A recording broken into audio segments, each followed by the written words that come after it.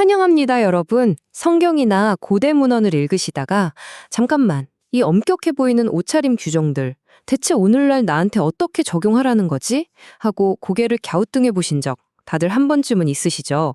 자, 오늘 살펴볼 해설에서는요, 성경에서 가장 경직되어 보이는 성별에 따른 의복과 머리 모양에 관한 규칙들을 아주 속 시원하게 그리고 명확하게 해독해 보려고 합니다. 겉보기엔 정말 이해하기 힘든 이 고대의 규칙들이 사실은 얼마나 깊은 의미를 꽉꽉 채워 담고 있는지 지금부터 저와 함께 하나하나 짚어보시죠. 오늘 살펴볼 핵심 자료는 성경의 율법과 그 현대적 적용에 관한 아주 흥미로운 신학적 분석입니다. 자, 여기서 우리는 아주 도발적이고 살짝 당혹스럽게까지 한 질문을 하나 던지게 되는데요. 바지를 입은 여성은 범죄자인가? 아니, 21세기를 살아가는 우리한테는 진짜 황당하게 들릴 수도 있잖아요? 하지만 고대 텍스트를 글자 그대로 턱 하고 마주했을 때 우리가 느끼게 되는 가장 강력한 긴장감이 바로 이 지점에 있습니다. 좋습니다. 그럼 본격적으로 파헤쳐 볼까요? 오늘 우리가 이 혼란을 단계별로 풀어가는데 길잡이가 되어줄 논리적인 목차입니다. 첫째, 혼란스러운 고대의 명령. 둘째, 신학적 해독기. 셋째, 변치 않는 정신. 그리고 마지막으로 현대 옷장의 적용 순으로 살펴보겠습니다. 자, 그럼 첫 번째 섹션, 혼란스러운 고대의 명령부터 바로 시작해보죠. 솔직히 인정하고 넘어갈게요. 수천 년 전에 쓰인 이 고대 문헌의 구절들을 현대인의 시각으로 처음 딱 읽었을 때, 와, 정말 당혹스럽고 낯설게 느껴지잖아요. 신명기 22장 5절을 보면 반대 성별의 옷을 입는 걸 아주 엄격하게 금지합니다. 고린도전서 11장에도 머리 길이나 머리 수건에 대한 꽤 깐깐한 규칙들이 나오고요. 생각해보세요. 이 고대의 법들을 문자 그대로 읽는 것과 매일 아침 아주 자연스럽게 슬랙스나 청바지를 입고 출근하는 우리의 평범한 일상. 이 둘 사이에는 정말 엄청난 충돌이 발생할 수밖에 없습니다. 그렇다면 이 거대한 충돌을 도대체 어떻게 해결해야 할까요? 바로 여기서 두 번째 섹션, 신학적 해독기가 등장합니다. 자, 이 자료에서 정말 흥미로운 점은요, 이 당혹스러운 고대의 명령들을 개혁주의 신학이 어떻게 분류해서 해독해내는지 보여준다는 겁니다. 구약의 율법을 세 가지 명확한 렌즈로 나눠서 보는데요. 첫째는 도덕법입니다.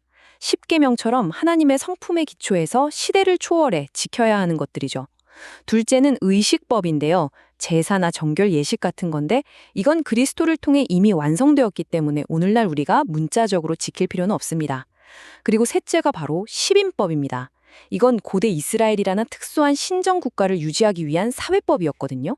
그래서 문자 그대로 지키는 게 아니라 오직 그 안에 담긴 정신만을 이어받는 겁니다.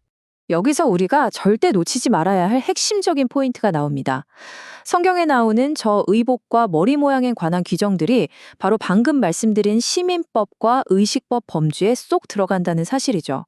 그러니까 고대 유대 사회의 패션 스타일을 21세기 우리 사회로 억지로 끌고 와서 단순히 바지를 입었다고 현대 여성을 정죄하는 건 텍스트를 완전히 정말 심각하게 잘못 적용하는 오류라는 겁니다. 이제 글자라는 낡은 틀에서 좀 벗어나 볼까요? 세 번째 섹션, 변치 않는 정신입니다.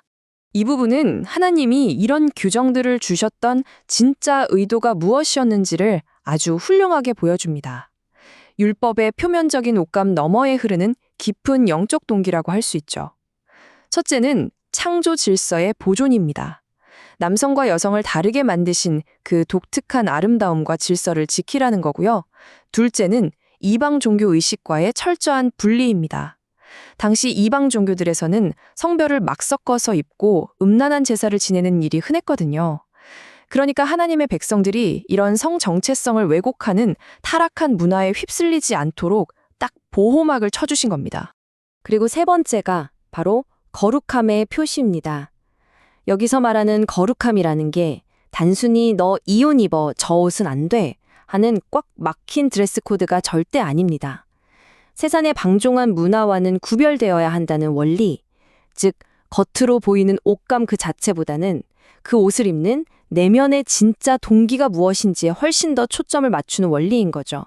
자, 본질을 파악했으니 이제 21세기로 해석의 다리를 건너와 봐야겠죠? 네 번째 섹션, 현대 옷장의 적용입니다. 이 고대의 정신들을 오늘날 우리의 옷장, 우리의 일상에 어떻게 생생하게 적용할 수 있을까요? 과거와 현대의 극명한 문화적 차이를 한번 생각해 보시죠. 고대 사회에서 바지는요, 100% 남성만의 전용물이었습니다. 하지만 현재는 어떤가요? 여성분들이 바지를 입거나 짧은 머리를 하는 건 정말 너무나도 일상적이고 평범한 모습이잖아요. 바지가 이미 현대 여성의 표준 복장 중 하나로 굳어졌기 때문에 오늘날 여성이 바지를 입는 걸 두고 남자가 되려는 반역이나 성별을 뒤바꾸려는 행동이라고 보는 건 전혀 말이 안 되는 겁니다.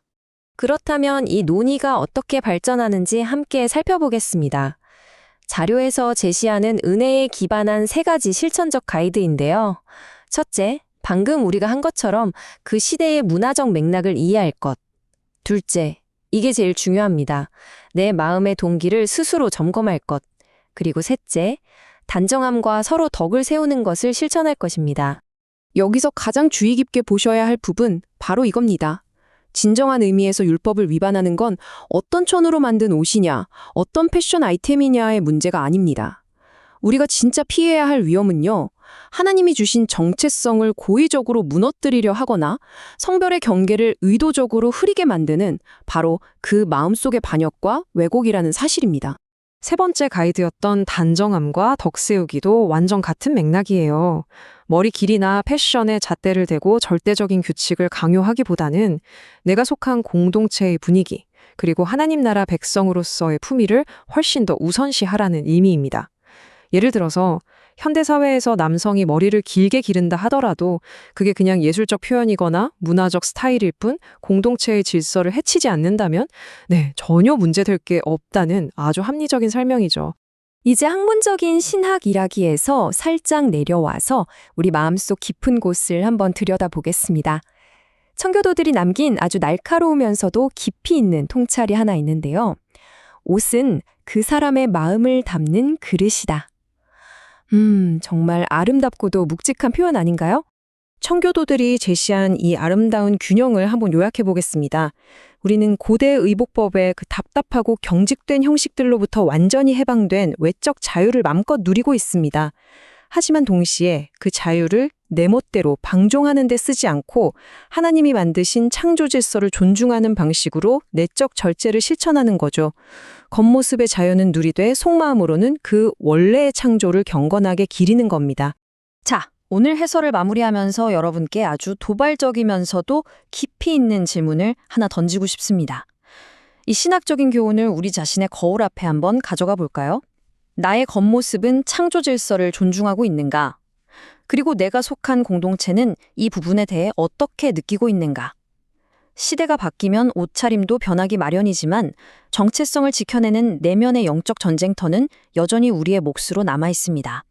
이 질문을 통해 여러분 각자 깊이 생각해 보시는 시간이 되길 바라며 저는 다음 시간에 또 다른 흥미로운 자료 분석으로 찾아오겠습니다.